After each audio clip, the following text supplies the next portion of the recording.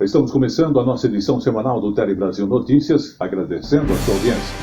Estaremos destacando hoje os casos de dengue que podem, justamente em 2024, ter aí um grande aumento. Também falaremos da expectativa de vida do brasileiro que chegou a 75 anos e meio de idade. Além disso, também falaremos da questão da Olimpíada Internacional, que é uma Olimpíada do estímulo à leitura, uma coisa que o Brasil está buscando justamente melhorar na sua educação. E não esqueça de nos acompanhar pelo Facebook, Jornal Tele Brasil Notícias, ou mesmo através do YouTube, ou mesmo a Hora da Notícia no Facebook, com notícias impressas sempre atualizadas a você. Sendo assim, vamos à edição desta semana. No ar!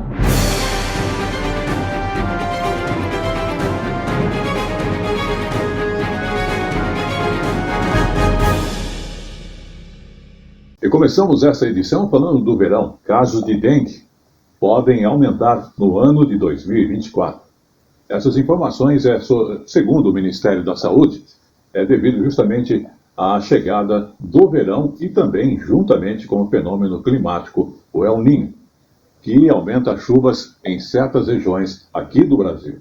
E podemos comprovar isso. Foram notificados mais de 1.600.000 casos prováveis de dengue em todo o país, uma alta de 23% com relação ao mesmo período do ano passado. O Ministério da Saúde acredita que as mudanças climáticas e a atuação do El Niño, que causa mais chuvas e calor em algumas regiões, possam piorar a situação para 2024. Outra preocupação é com a dengue tipo 3, que voltou a circular no país depois de 15 anos e pode levar também a um maior aumento no número de casos. Esse tipo já foi identificado aqui no estado de São Paulo, em Minas Gerais, no Paraná, em Pernambuco e também em Roraima. Para conter o avanço da doença, o Ministério da Saúde vai destinar 256 milhões de reais em ações de prevenção.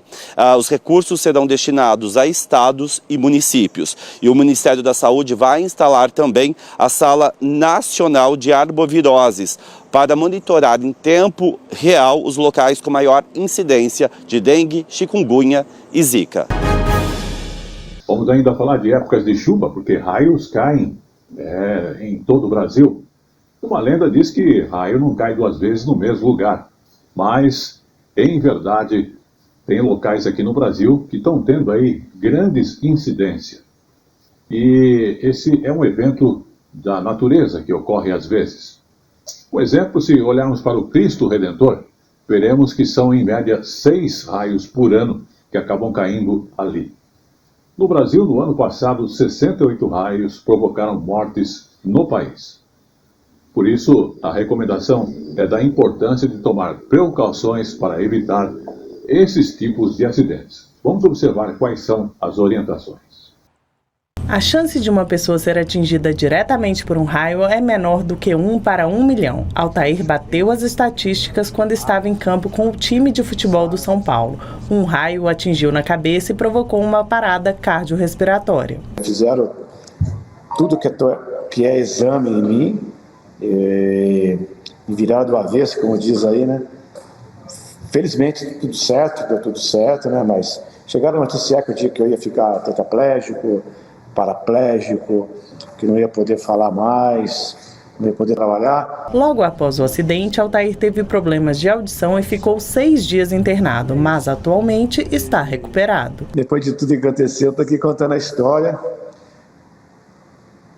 E estou vivo, né? Graças a Deus, a minha fé no homem lá em cima, como eu falei. E aí, estou por aqui. A cada 50 óbitos por queda de raios no mundo, 1 acontece no Brasil. A descarga elétrica ocorre durante a tempestade, em uma reação entre partículas com carga negativa e positiva. Tudo isso vira um clarão. É assim que se formam os raios, que chegam um pouco antes do som, o trovão. Dentro da nuvem tem todo esse conjunto, tem as descargas, que elas se formam a partir dos cristais de gelo, gotas de chuva, até mesmo gotas de nuvem, e tem as descargas, tanto positiva como negativa. No momento que elas se encontram, o positivo com o negativo, você tem justamente os raios. Quando você vê a luz, é o relâmpago. E quando você escuta, que é popularmente conhecido como estrondo, que as pessoas comentam, aí é o trovão. O Brasil é o campeão de incidência de raios no mundo. São quase 80 milhões de descargas para o solo a cada ano. De 2013 a 2022, foram 835 pessoas mortas em decorrência desses eventos climáticos. Com as ondas de calor, o fenômeno El Niño e o aumento da temperatura, é provável que a ocorrência de raios neste verão também aumente. Nós temos percebido nos últimos 3 anos um aumento na incidência de raios no Brasil, né? Nesses 3 anos nós tivemos, vamos dizer assim, a atuação de 2 fenômenos, inicialmente o fenômeno Laninha e agora esse ano o fenômeno El Niño. Esses 2 fenômenos que dizem respeito à temperatura da água no Oceano Pacífico Equatorial. Nós temos percebido também um agravamento das condições climáticas no Brasil. Nós temos percebido tempestades mais fortes, né, tanto em termos de raios, quanto em termos de vento, em termos de granizo. Então, que a gente acredita que já sejam resultado das mudanças climáticas que o Brasil e o mundo vem passando. Fica um alerta para os dias de tempestade. É importante tomar alguns cuidados. Evite ao menos de ficar em contato com água, seja no mar, seja no rio. Evite de ficar abaixo de árvores isoladas. Evite de ficar perto de objetos metálicos, como tratores, motos, cerca de arame farpado, torres de transmissão de energia, assim por diante. Dentro de casa, o risco é bem menor, mas ainda existe. E o que você deve evitar de fazer durante uma tempestade dentro de casa? Ficar em contato com objetos ligados à rede elétrica ou à rede telefônica. Exemplos: falar no telefone com fio, ficar encostado numa geladeira, tomar banho no chuveiro elétrico e assim por diante. Tem que ter bastante cuidado, porque quando se coloca um aviso de tempestade, e dependendo da severidade dele, tem que ficar muito atento a tudo isso. Vamos agora então falar de saúde, porque tivemos aí o dia de combate à AIDS. E não esquecendo que o SUS fornece tratamento moderno e eficaz e de graça.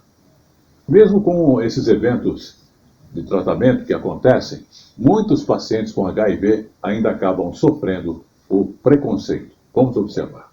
Desde criança, Sabin enfrenta diversas formas de preconceito. Ao nascer, ele foi infectado com o vírus HIV pela mãe, numa transmissão vertical. Eu não consigo esconder a minha cor, não conseguiria esconder a minha sexualidade, e assim sendo, eu também compreendi que eu não conseguiria não falar de HIV, compreendendo que com tudo que eu aprendi ao longo do tempo, eu conseguiria repassar isso e conseguir encaminhar outras pessoas para que elas entendessem que a vida é muito maior do que um diagnóstico. Ele é um dos voluntários do Grupo Pela Vida, uma ONG dedicada ao amparo de pessoas com HIV e a disseminar informações sobre o vírus. Entre as ações desenvolvidas estão testagens gratuitas e o acolhimento na hora de um resultado positivo. Para que as pessoas entendam que não existe sentença de morte, muito pelo contrário. Quando a gente compreende o que é o diagnóstico, ele continua sendo uma sentença de vida como a de qualquer outra pessoa no mundo. Fundamentalmente, trazer a mensagem do indetectável igual a intransmissível, que isso traz um empoderamento muito grande para a pessoa que vive com HIV, porque ela pode não só beneficiar a sua própria saúde, como ter uma vida sexual mais plena, se sentir menos tensa com relação à questão da transmissão do HIV. Algumas medidas de autocuidado no enfrentamento à infecção com HIV são usar preservativos durante as relações sexuais e sempre fazer o teste. A gente ainda tem 30%, em torno de 30% de diagnóstico tardio. O estigma e a discriminação impactam profundamente essa possibilidade das pessoas mais vulneráveis buscarem a testagem, e a testagem é a porta de entrada para tudo. Existem várias formas de fazer teste. Hoje em dia tem autoteste, que as pessoas podem comprar na farmácia. Tem algumas capitais que disponibilizam teste por correio, que as pessoas podem pedir pelo correio, fazer o teste. É possível fazer ainda pelo SUS as profilaxias pré ou pós uma possível exposição ao vírus. O tratamento é gratuito e pode evitar a infecção com o HIV. Basta o paciente tomar o medicamento antes da relação sexual ou até 72 horas depois do sexo desprotegido. Qualquer pessoa com mais de 16 anos pode buscar a PrEP. A PrEP oral ela é absolutamente efetiva, não precisa de ter uma outra opção para prevenção. Aumentar o número de usuários de PrEP também estimula, né, a mais testagens, e já que as pessoas para usar a PrEP têm que se testar. No caso de um diagnóstico positivo, o tratamento oferecido pelo SUS é eficaz e pode garantir qualidade de vida ao paciente. A grande expectativa é que a gente um dia consiga vencer o preconceito, porque eu acho que é muito mais letal do que o próprio vírus. Vamos agora falar então do Senado Federal, que aprovou no dia 29/11 a taxação do offshores e também dos fundos exclusivos. O projeto que inclusive seguiu para a sanção presidencial. Aprovada pelo Senado nessa quarta-feira, altera a cobrança de imposto de renda em cima dos lucros dos investimentos de brasileiros no exterior, conhecido como offshores, e também dos fundos exclusivos para pessoas super ricas. Dados do governo mostram que apenas 2.500 brasileiros acumulam quase 760 bilhões em fundos exclusivos. Os dois veículos são para um público muito seleto, porque o ticket mínimo, né, digamos assim, para se começar nesses investimentos, para se constituir esses fundos e essa empresa, no caso do offshore, não é baixo, né? No caso do fundo exclusivo, 10 milhões de reais. No caso do offshore, a gente começa a conversar ali a partir de uns 500, 600 mil dólares. Era um benefício muito grande para um grupo muito seleto de pessoas. Então, de fato, o mercado já esperava isso acontecer e não é nenhum absurdo a proposta que eles estão trazendo de taxação desses fundos. O projeto depende agora de sanção presidencial para começar a valer. Com ele, o governo pretende arrecadar quase 20 bilhões de reais somente no ano que vem. Dinheiro que será usado para cumprir a meta de zerar o déficit nas contas públicas em 2024. Os lucros com os investimentos em offshore serão taxados em 15% uma vez ao ano. Antes, a cobrança era feita apenas quando o recurso voltava para o Brasil. Já para os fundos exclusivos, o imposto será de 15% para aplicações de longo prazo e 20% para as de curto prazo, sendo pago 2 vezes ao ano e não mais no momento do resgate. Essa mudança faz com que o mercado fique muito mais democrático. Isso é um ponto positivo, você atrai mais as pessoas para o mercado, no público geral. Em relação a esse público específico que está sendo tributado, né, nesse novo projeto de lei, eu não acredito que vai ter a saída, justamente porque os fundos offshore, né, as empresas offshore também estão sendo tributadas, mas obviamente que o atendimento para esse público vai ter que ser mais sofisticado para poder se adequar a esse novo projeto de lei. Vamos falar agora de expectativa de vida, porque parece que a expectativa de vida dos brasileiros chegou a 75 anos e meio. Isso tudo na idade. Na média, as mulheres têm expectativa de viver-se até 79 anos e os homens 72 anos. Vamos observar. Juliana perdeu o pai durante os anos de pandemia. Um homem de 69 anos, saudável, sem comorbidade, que planejava viver pelo menos mais 20 anos. Foi um momento muito difícil, acredito que para toda a sociedade, né? Principalmente para quem perdeu um ente querido. Foi realmente desesperador, né? Foi no auge da pandemia, onde muitas pessoas estavam perdendo entes queridos. A forma como a pandemia afetou a esperança de vida no Brasil é revelada no levantamento Tábuas de Mortalidade, divulgado pelo IBGE. 2021 foi o ano mais letal, com a redução de vida. Em 2022, o cenário volta a melhorar com a redução das mortes. Esperança de vida é um quadro resumo de todas as experiências de morte naquele ano, inclusive causadas pelo coronavírus. De acordo com o IBGE, um recém-nascido tinha em 2022 a esperança média de viver 75 anos e meio. Esse número aumentou na comparação com 2021 e volta a se aproximar da esperança de vida de 2019, ano pré-pandêmico. A probabilidade de morte entre uma uma idade e outra é semelhante na passagem de 0 para 1 ano de idade e de 62 para 63 anos, o que revela que a mortalidade infantil ainda é um desafio. Nós temos uma média de morte no Brasil, de morte até 1 ano de idade. Em 2022 foram 32.211 mortes por ano.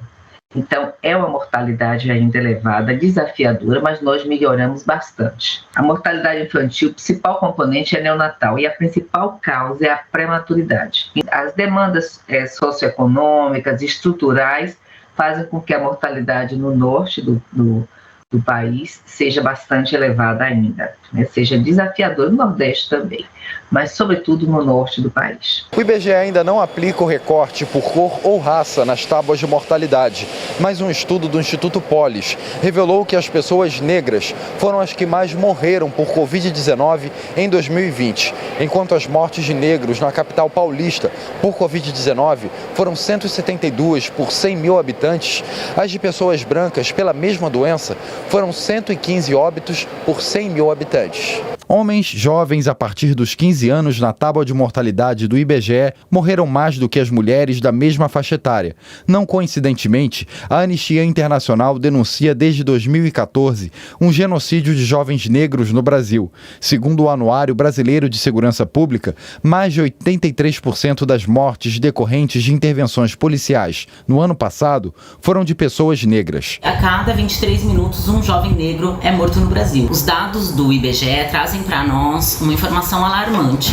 A nossa juventude está morrendo. Então é muito importante que esses dados tragam um pouco mais de qualificação para que se possa, para que seja possível construir uma política pública adequada, seja de segurança pública, seja de saúde, para manter essa juventude viva, porque se a gente não manter a juventude viva, a gente não vai ter futuro. Vamos falar agora de saúde, mas do aumento de tuberculose aí em Goiás. Exatamente. O aumento dos casos de tuberculose em Goiás estão preocupando a Secretaria Estadual de Saúde. E entre as medidas anunciadas para resolver o problema estão o aumento dos testes e a divulgação de informações sobre os sintomas da doença. Vamos observar mais informações nesta reportagem da TV Brasil Central. Uma doença que merece atenção. Em média, 5.000 pessoas morrem por causa da tuberculose todos os anos no Brasil. São 400 mortes por mês e na maioria delas acometendo pessoas jovens, né, com atividade produtiva importante e muitas vezes ainda a tuberculose leva ainda uma discriminação muito grande por conta da história do contágio. No Laboratório Estadual de Saúde Pública, Dr. Giovanni Cisneiros, em Goiânia, é feito o teste rápido. Ela vai procurar uma unidade básica de saúde, ou daqui de Goiânia ou do município onde ela mora, vai fazer a consulta, o médico vai fazer a solicitação do exame e o paciente vai até um laboratório, seja referência do seu município, fazer o exame. É necessário ficar em alerta caso apresentem os sintomas da doença. Perda de peso ponderal bem significante, a pessoa perde muito peso, muita fraqueza, febre e a sudorese noturna, ou seja, ela sua bastante durante a noite. Uma das formas da prevenção é fazer um diagnóstico precoce e iniciar logo o tratamento, porque assim aquela pessoa pode ficar completamente curada e não transmitir a doença para outras pessoas. E outra forma importante é a vacinação. A BCG, que é a vacina que protege contra formas graves da tuberculose, não deve ser negligenciada.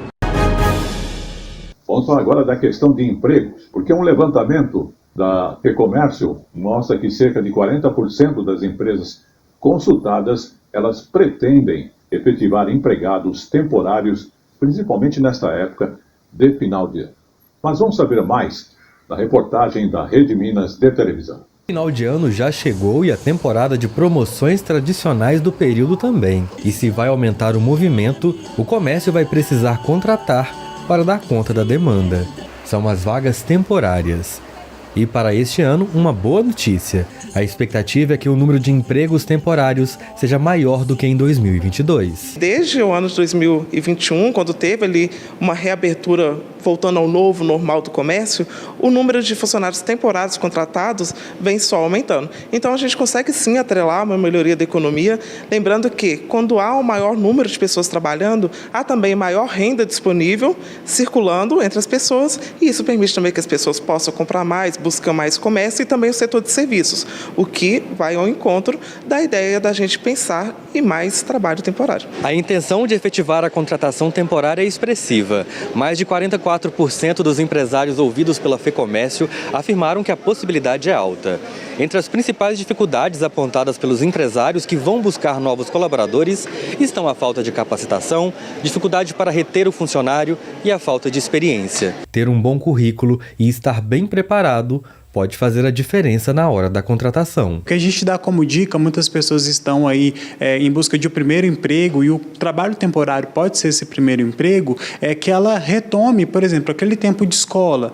Acaba que a gente tem algumas habilidades que a gente desenvolve, como um trabalho em grupo, trabalho em equipe, uma comunicação quando a gente vai apresentar um trabalho. Então eu dou como dica, ao invés de colocar talvez experiência profissional, coloque experiência acadêmica e coloque justamente trabalhos que ela tenha feito nessa escola, né, ou nessa faculdade, se for o caso, como uma experiência e o que aquilo trouxe para ela de desenvolvimento de competências. O momento é positivo. Os dados da economia têm melhorado. Em Minas Gerais, o índice de desemprego já está abaixo da média nacional, registrando 5,8%.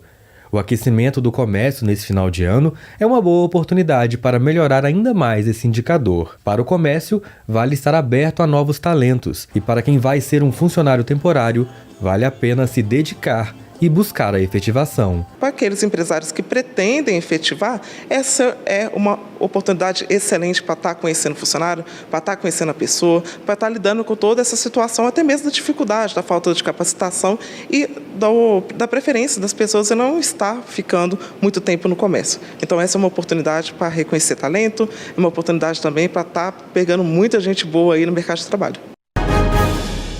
E chegou agora no Tele Brasil Notícias, o nosso Momento Jurídico. O Momento Jurídico aborda uma questão familiar, que a doação do bem de família para filho não é fraude à execução fiscal.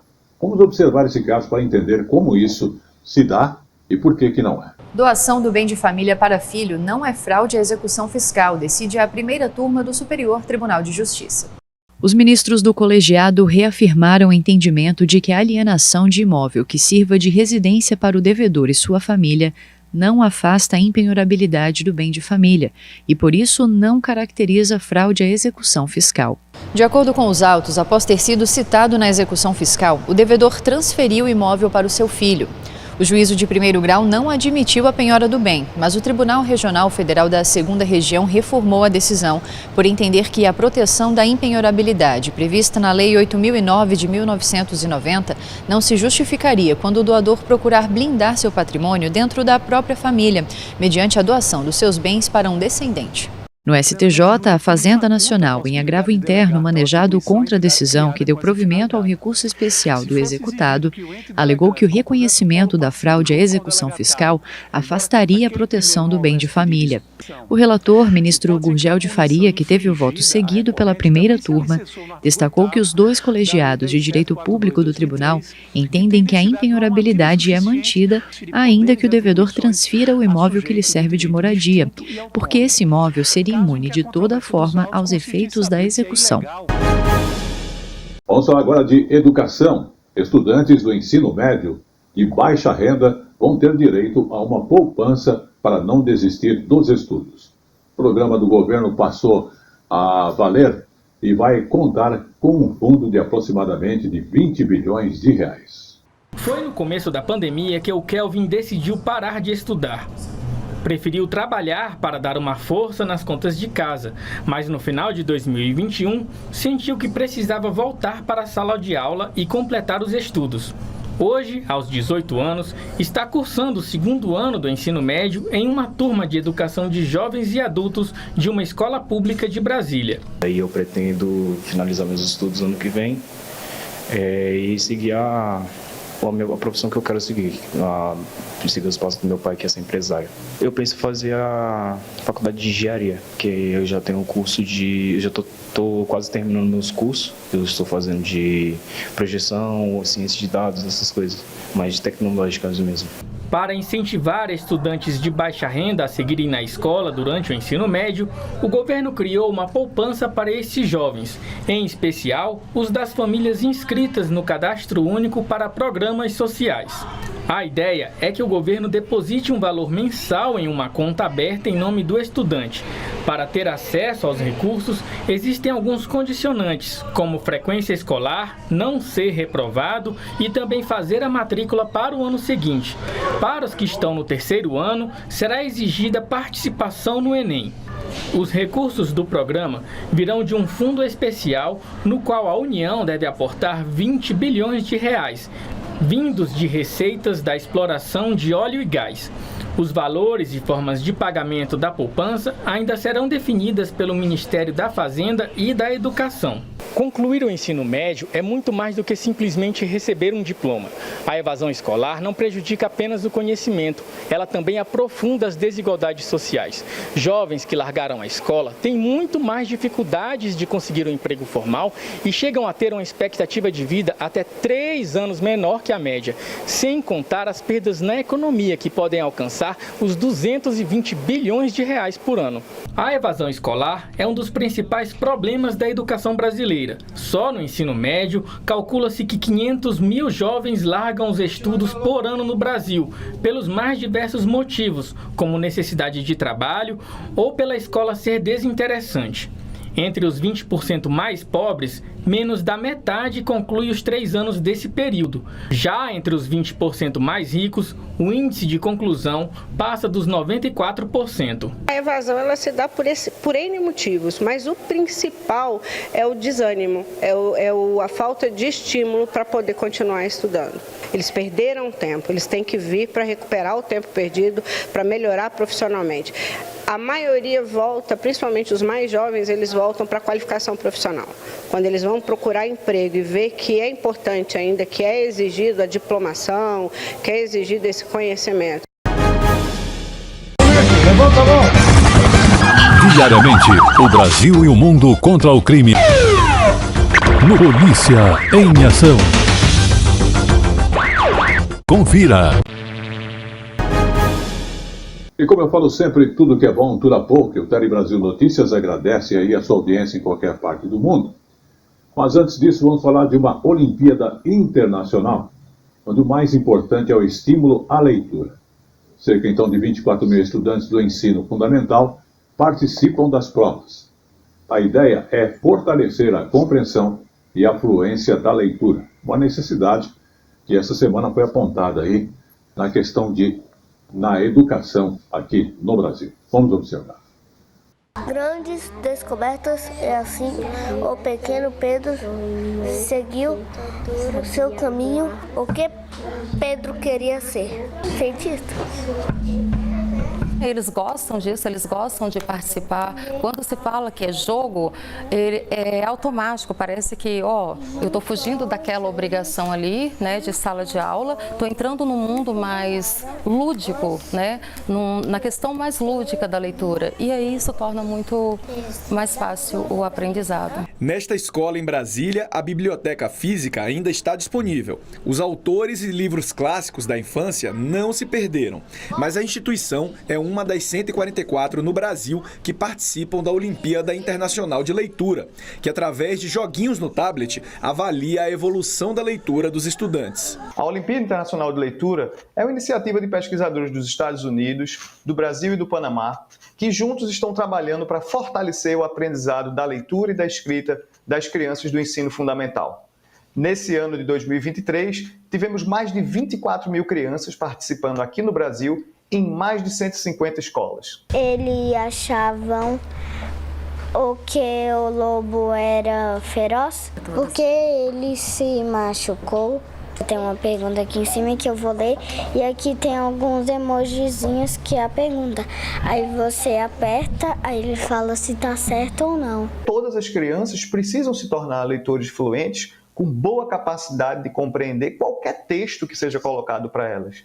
A capacidade de compreensão ela é cada vez mais importante à medida que a criança vai avançando na escolaridade e também quando ela se torna adulta. Apesar de ser uma competição com direito à medalha, a disputa é menos importante do que o estímulo a ler. A leitura é a base de tudo, né? É o futuro. Então, assim, que a gente tenha consciência da importância da leitura e que para fazer um trabalho de excelência sempre. Esse foi o Tele Brasil Notícias dessa semana, agradecendo a sua audiência, desejando desejar boas festas, um Feliz Natal a você, e estaremos de volta assim que possível dentro das próximas semanas. Até lá.